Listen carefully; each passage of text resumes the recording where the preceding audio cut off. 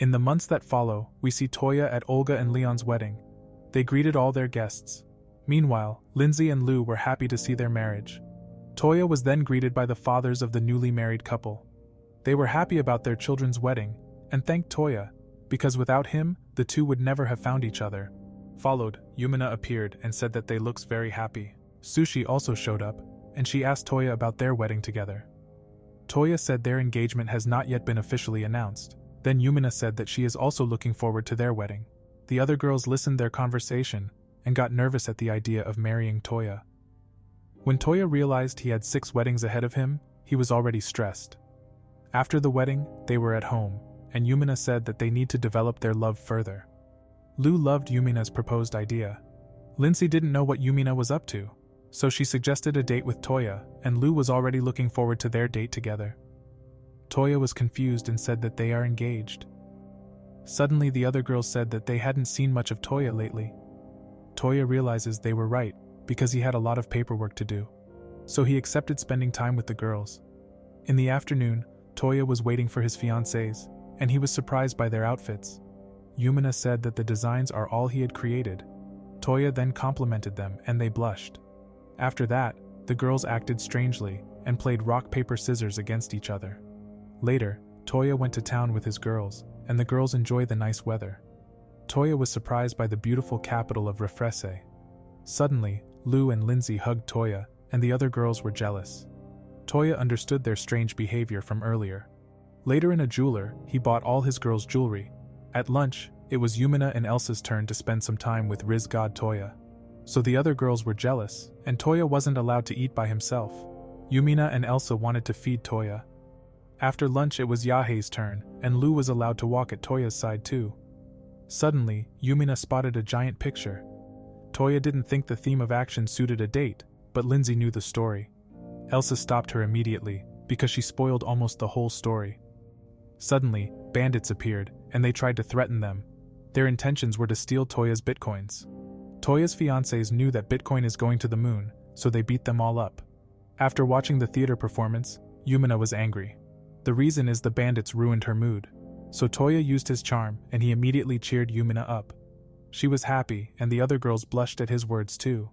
The girls said that they love Toya and they want to live on his side forever. Then they ran home together with Toya. Toya was looking forward to their future together. When they got home, Toya realized they forgot Sushi. Followed Sushi was angry, because she couldn't spend time with Toya. As a result, Toya spent the following day with Sushi, and she was happy about her date with Toya. Following this, Toya and Sushi were greeted by the town's children. Later they were in many different shops. Toya invited Sushi for a cheesecake. After that, they watched the samurai on their workout. In the evening, Sushi thanked him for the great day. Toya replied that he also had a lot of fun on their date. Then Sushi said that Toya is a great person, because he always makes people very happy. He then thought about the words of Sushi, and he was happy to see the children of his kingdom grow up happily. Then he held Sushi's hand, and he was glad to be engaged with Sushi. Suddenly, Toya received a message from Kohaku and Flora. He learned that his ether liquid is ready. The next day, Toya went to see his robots, and the girls were amazed too. Then the frame gear was controlled, and it finally moved. Yahei was piloting the giant transformers, and he asked her about the feeling. Then Yahei replied that the controls feel like they are in the simulator. Suddenly, Lou asked why he didn't control the robot himself.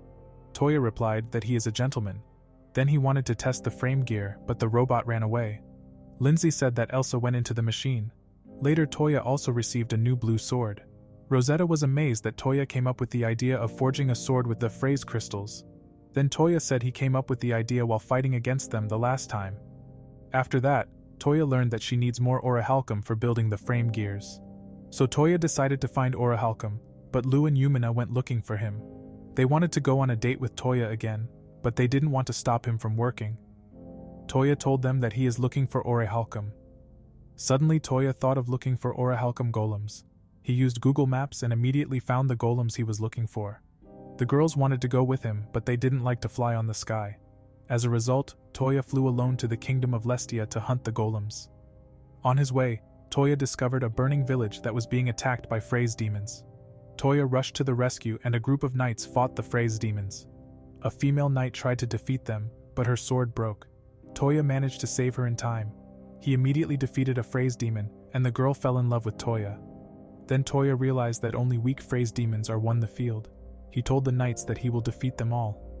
Following this, Toya launched his attack against the phrase demons, destroying them all in just a moment. After the fight, Toya asked about injured people. He learned that everyone is only slightly injured, and he offered to heal them. However, Toya healed all the injured villagers. Followed then, Toya introduced himself, and he got to know the Princess Hildegard of the Kingdom of Lestia. After that, Toya said that he is the king of Brunhilde. Hildegard was surprised, and she heard rumors about the legendary hero Toya. Suddenly Toya asked if he could collect the phrase's materials. That's how Hildegard found out about his phrase sword, and she stared at his sword. Toya noted that she also wants a phrase sword. As a result, he pulled his spare swords out of his item box. So Toya gave Hildegard a sword. Hildegard then blushed and thanked Toya. After that, Toya said goodbye to Hildegard. Later, Toya defeated many orichalcum golems, and he collected enough materials. On the way back he saw a deer, who wanted to show him something. The deer led him to an injured girl, who was bleeding and lost some limbs. She was very bad injured, and was about to die. Then Toya immediately used his strongest healing spell to save her in time. The girl woke up briefly, but she immediately fainted. Sometime later, Flora told that the rescued girl was healed, but she lost her memories. Toya was shocked, and learned that she still can read. Toya suspected side effects caused by the severed body parts. Flora was confident in her lab, and said she could cut off Toya's mushrooms to prove to him that the side effects weren't caused by her alchemy lab. After that, Toya visited the girl in the hospital room. He noticed that she really had no memories. Then he introduced himself as king of the kingdom of Brunhilde. The girl didn't remember her own name, and she suggested that Toya should give her a name. So Toya decided to name the girl Sakura. She liked the chosen name Sakura, and said thanks to Toya. In the afternoon, Toya told Elsa and Lu what had happened. Also, Toya said that she is currently going for a walk, and Koyoku took care of her. Then Elsa wanted to train with the knights, and Lu continued to practice cooking. After that, he went to look for Sakura, and he heard a beautiful song. Sakura sang a harmonic song, and she was so focused on singing that she didn't notice Toya. Then Toya complimented her voice and asked if she liked to sing. Sakura was unsure if she would like to sing, because she sang subconsciously. As a result, Toya had a great idea and started playing a piano. Toya could play the piano because he was forced to learn to play the piano in his childhood. Suddenly Sakura appeared, and she liked the sound of the piano. After that, he showed her different pieces of music, and she got in the mood to sing to his piano playing. Toya was a great musical duo with Sakura, and Sakura sang better than Hannah Montana. The two created beautiful music together, and the other girls appeared too. They applauded and said that they loved voice of Sakura. Then they asked if Sakura could sing more songs. In the days that followed, Toya found out about a monster. Prim showed him a book about the strong monster called Catolipas. This is how Toya learned that the monster is very dangerous, and it has the demon eye with Medusa's abilities. Prim said that people who look the monster in the eyes are petrified and can't move. So Toya was asked for help, and he learned that Toya was the only one who could do it.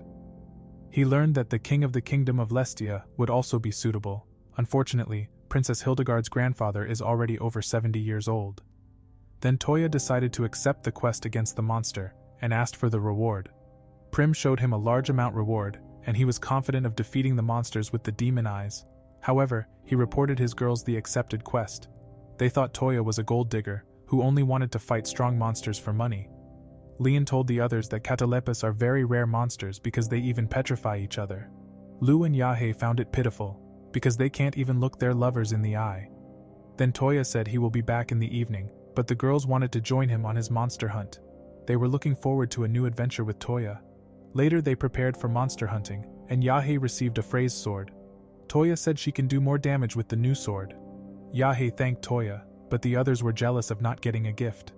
Francesca then informed Toya that they had reached their destination. Toya's group sought out the Catalepas monster. Else then asked why he didn't revive the petrified adventurers first. Suddenly, Toya found the monster he was looking for, and he said that the wedding rings have an anti-spell against Medusa's gaze. Then Toya started attacking, and the monster tried to petrify him with his demon eye. Toya's group immediately launched all their attacks against the monster. The Catalepas was able to withstand the attacks from Toya's group. Lindsay then was almost crushed, and she said she is unharmed because Toya saved her in time. Toya then retrieved his superpower sword from his storage spell. The monster activated his demon eye and attacked him, but Toya managed to cut down his head. Suddenly Yumina said that he will be petrified, and he used a spell in time to save himself. After the fight, Lou screamed and she became petrified, but Lindsay calmed her down. They said that a catolopus can petrify people for a short time after his death. The petrification then stopped, and Lou broke off the rock. Suddenly, Lou realized that her panties were petrified as well. Toya was forced to look away, and as he realized what was happening in front of him, Toya started to blush. Then Toya wanted to look, but the girls shout on him. After that, another catolopus appeared and he petrified Toya. Toya managed to free himself in time again, and he warned his fiancés. Toya tried not to look into the catolopus' demon eyes. Then Toya had an idea because he learned a spell against Medusa's eyes. As a result, Toya censored the eyes of the catolopus, and they were able to defeat both of them. After that they went to the guild, and Prim thanked Toya for the great help. He then dissolved the petrification of the adventurers. Toya forgot that they all are naked, and the girls were shocked. A few days later, Toya allowed the other kings to play with his frame units. They had a lot of fun, and Cloud was impressed. After the first round, Toya asked for her opinion on the game. Meanwhile, Princess Hildegard was sad, and looked at the phrase sword, which they got from Toya. Suddenly her grandpa appeared, and he noticed her sad sighs. Subsequently, he learned about the weapons made by Toya, and became curious about him.